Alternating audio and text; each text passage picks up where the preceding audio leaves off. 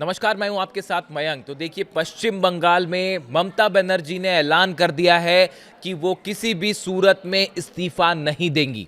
BJP की जीत हुई है, लेकिन ममता बनर्जी का ये ऐलान कि वो इस्तीफा नहीं देंगी, इसके चलते पश्चिम बंगाल में एक संवैधानिक संकट खड़ा होता दिखाई दे रहा है। जिसके बाद ये सवाल उठ रहे हैं कि अगर वाकई ममता बनर्जी ने अपना ऑफिस खाली नहीं किया तो उसके बाद क्या होगा। क्या सुरक्षा बलों के जरिए, फोर्स के जरिए सीएम ऑफिस खाली कराया जाएगा? आखिर संवैधानिक स्थिति क्या कहती है, भारत का संविधान क्या कहता है, इसको समझना होगा। देखिए, सबसे पहले तो कल ममता बनर्जी ने जिस तरह से प्रेस कॉन्फ्रेंस करी, उन्होंने आरोपों की झड़ी लगा दी। उन्होंने चुनाव आयोग पर आरोप लगाया कि चुनाव आयोग ने जो है वो एसआईआर के जरिए जो है ममता बनर्जी और उनकी पार्टी को हराने की कोशिश की। इस तरह के आरोप लगाए गए। उसके बाद उन्होंने कहा चुनावों में धांधली हुई है, वोटिंग के दौरान गड़बड़ हुई है, ईवीएम्स को जो है हाईजैक किया गया, वोटर्स को वोट नहीं डालने दिया गया। इस तरह के उन्होंने तमाम आरोप लगाए और आखिरी में उन्होंने कह दिया कि मैं इस्तीफा नहीं दूंगी। शायद ये पहली बार ऐसी स्थिति होगी भारत में कि एक सीएम जो है उनकी पार्टी हार जाती है और वो इस्तीफा देने से मना करती हैं। अब देखिए, कानून इस बारे में क्या कहता है। अनुच्छेद 164 आर्टिकल 164 इंडियन कॉन्स्टिट्यूशन का कहता है कि तहत मुख्यमंत्री की नियुक्ति राज्यपाल करते हैं और बाकी मंत्रियों की नियुक्ति राज्यपाल मुख्यमंत्री की सलाह पर करते हैं।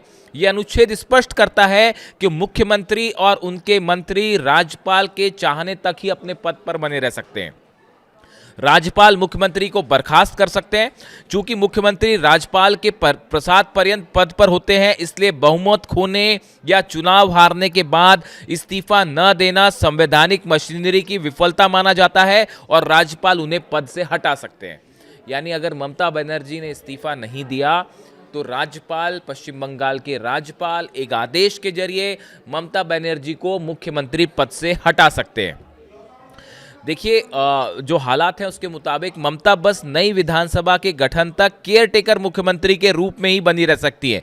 जैसे ही नतीजों की आधिकारिक अधिसूचना होती है, राज्यपाल बहुमत दल को सरकार बनाने का न्योता देते हैं। उस स्थिति में उन्हें पद छोड़ना होगा और उसके बाद फिर ममता बनर्जी नहीं बनी रह सकती सीएम। लेकिन सवाल ये है कि अगर मान लीजिए ममता बनर्जी ने मुख्यमंत्री आवास या मुख्यमंत्री कार्यालय खाली करने से इनकार कर दिया और उन्होंने कहा कि भाई मैं तो अपना ऑफिस छोड़ूंगी ही नहीं, ऐसी स्थिति में क्या होगा? ये एक वो सवाल है जो सबके मन में है कि भाई अगर मुख्यमंत्री ने ये कह दिया, ममता बनर्जी ने, मैं ऑफिस खाली नहीं कर रही, तो फिर संविधान क्या कहता है और उस स्थिति में क्या होगा? यदि बर्खास्तगी के बाद भी कोई मुख्यमंत्री कार्यालय खाली नहीं करता है तो कानून व्यवस्था बनाए रखने के लिए सुरक्षा बलों की मदद ली जा सकती है और ऑफिस खाली कराया जा सकता है। देखिए, संविधान और कानून के मुताबिक अगर कोई मुख्यमंत्री जो कि विश्वास मत खो देता है या चुनाव हार जाता है, उसके बाद भी वो अपना पद और अपना ऑफिस खाली नहीं करता है, तो इस सूरत में सुरक्षा बलों की मदद ली जा सकती है, फोर्सेस की मदद ली जा सकती है और फिर उनका ऑफिस खाली कराया जा सकता है। यानी अब सबकी नज़र इस बात पे है कि ममता बनर्जी का अगला कदम क्या होता है। क्या वो तैयार हो जाएंगी इस्तीफा देने के लिए, मुख्यमंत्री कार्यालय खाली करने के लिए, या फिर फोर्स का इस्तेमाल करना पड़ेगा? ये एक ऐसा सवाल है जिसके चलते पूरे पश्चिम बंगाल में एक खासा तनाव का माहौल देखने को मिल रहा है।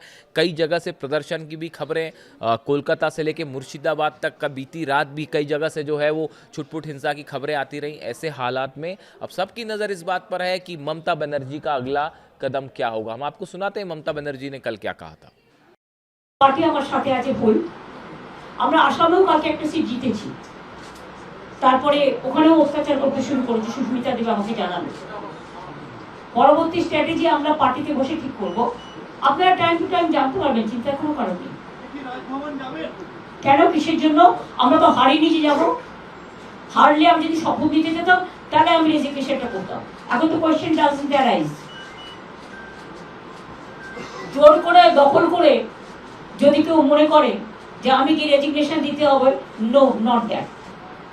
Now also I want to say that we didn't lose the election. It is their forceful attempt to defeat us. Officially they may, through election commission, can defeat us. But morally I am telling you that we won the election.